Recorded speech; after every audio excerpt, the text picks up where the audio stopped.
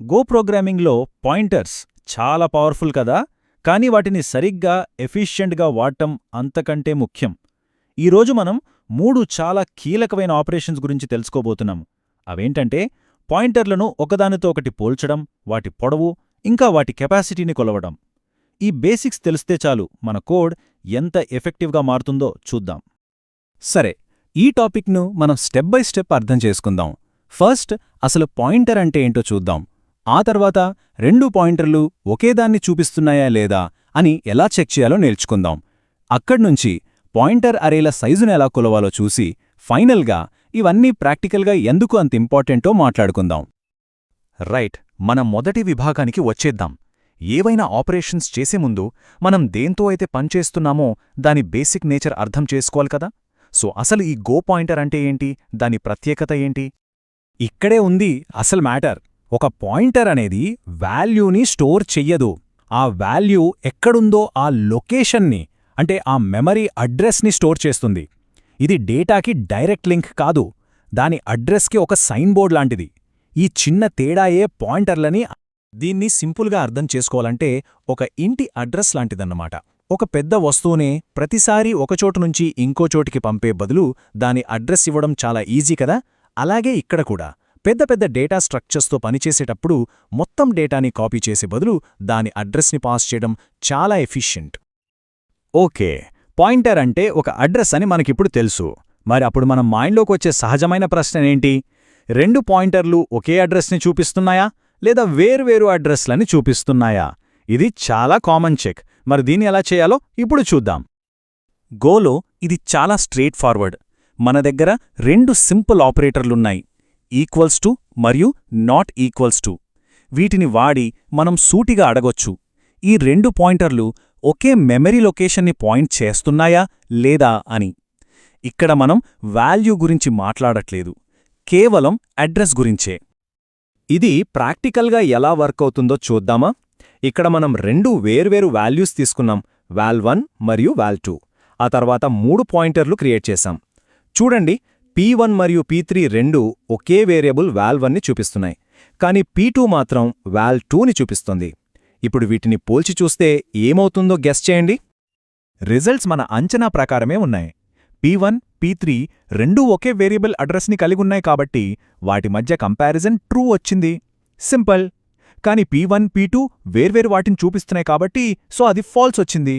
కాబట్టి మనం గుర్తుపెట్టుకోవాల్సిందేంటంటే పాయింటర్లని పోల్చేటప్పుడు మనం ఈ 2 బాక్సుల్లో ఒకే రకమైన వస్తువులున్నాయా అని అడగట్లేదు. మనం అడుగుతున్నది ఈ 2 కీస్ ఒకే బాక్స్ని తెరుస్తాయా అని. ఒక్కో పాయింటర్ని పోల్చడం సరే, కానీ చాలాసార్లు మనం పాయింటర్ల గ్రూప్స్తో పనిచేస్తాం, అంటే ఎరేలు లేదా స్లైసెస్ లాంటివన్నమాట. ఇలాంటి సందర్భాల్లో ఆ ఎరే సైజ్ ఎంత, దాని కెపాసిటీ ఎంత అనేది తెలుసుకోవడం చాలా అవసరం. ఈ సెక్షన్లో అదెలాగో చూద్దాం. ఇప్పుడు మన దగ్గర ఒక పాయింటర్ల అరే ఉందనుకుందాం. అప్పుడు మనకొచ్చే మొదటి ప్రశ్నల్లో ఒకటి, అసలిందులో ఇప్పుడు ఎన్ని ఎలిమెంట్స్ ఉన్నాయి? ఇది తెలియకుండా మన లూప్స్ ఎలా రన్ చేస్తాం, డేటాని ఎలా ప్రాసెస్ చేస్తాం? అందుకే ఇది చాలా ఇంపార్టెంట్. లక్కీగా గో మనకు దీనికి చాలా సింపుల్ సొల్యూషన్ ఇస్తుంది. అదే లెన్ ఫంక్షన్. ఈ బిల్ట్ ఇన్ ఫంక్షన్ని కాల్ చేస్తే చాలు, ఆ అరే లేదా స్లైస్లో ప్రస్తుతం ఎన్ని ఎలిమెంట్స్ ఉన్నాయో అది వెంటనే చెప్పేస్తుంది. ఉదాహరణకు ఇక్కడ చూడండి, మనం 6 ఇంటీజర్ పాయింటర్స్ కోసం ఒక ఎరే ptr1ని డిక్లేర్ చేశాం. లెన్ ఆఫ్ ptr1 అని కాల్ చేస్తే మనకు రిజల్ట్ 6 అనొస్తుంది. చాలా సింపుల్ కదా. ఇది ఎరే డిక్లేర్డ్ సైజ్ని చూపిస్తుంది. కానీ ప్రస్తుతం ఎన్ని ఉన్నాయి అనేది కథలో ఒక భాగం మాత్రమే. మరో ముఖ్యమైన ప్రశ్న ఉంది. కొత్తగా మెమరీ యాడ్ చేయకుండా ఈ అర్రే మ్యాక్సిమం ఎన్ని ఎలిమెంట్స్ని పట్టుకోగలదు? దీన్నే మనం కెపాసిటీ అని పిలుస్తాం. ఇక్కడే క్యాప్ ఫంక్షన్ మనకు హెల్ప్ చేస్తోంది. ఇది పేరుకు తగ్గట్టే కెపాసిటీని చెప్తుంది. అంటే ఆ అర్రే కోసం ఎంత మెమరీ కేటాయించబడిందో అది మనకు చెబుతుంది. ఈ స్లైడ్లో ఉన్న బీకర్ని చూస్తే అదిప్పుడు ఎంత నిండింది అని లెన్ చెప్తే, మొత్తం ఎంత పడుతుంది అని చెప్పేది క్యాప్ అన్నమాట. ఈ ఉదాహరణలో మనం 7 ఎలిమెంట్స్ కెపాసిటీతో ఒక అరే క్రియేట్ చేశాం. సో క్యాప్ 7 అని చూపిస్తుంది. గుర్తుంచుకోండి, అరేల విషయంలో లెన్, క్యాప్ ఎప్పుడూ ఒకేలా ఉంటాయి. కానీ డైనమిక్గా సైజ్ మారే స్లైసెస్తో పనిచేసేటప్పుడు ఈ తేడా చాలా చాలా ముఖ్యం. కెపాసిటీని అర్థం చేసుకోవడం మనకు మెమరీని ఆప్టిమైజ్ చేయడానికి బాగా హెల్ప్ చేస్తుంది. సరే, ఇన్ని టెక్నికల్ విషయాలు చూశాం, కానీ అసలు పాయింటేంటి? ఇదంతా మనకు ఎందుకు తెలియాలి? ఈ చివరి సెక్షన్లో మనం నేర్చుకున్న ఈ 3 ఆపరేషన్స్ ఒక మంచి ఎఫిషియెంట్ గో కోడ్ రాయడానికి ఎలా ఉపయోగపడతాయో చూద్దాం. ఓకే, మనం గుర్తుపెట్టుకోవాల్సిన 4 ముఖ్యమైన విషయాలివి. 1. పాయింటర్స్ అంటే వాల్యూస్ కాదు, అడ్రస్లు. 2.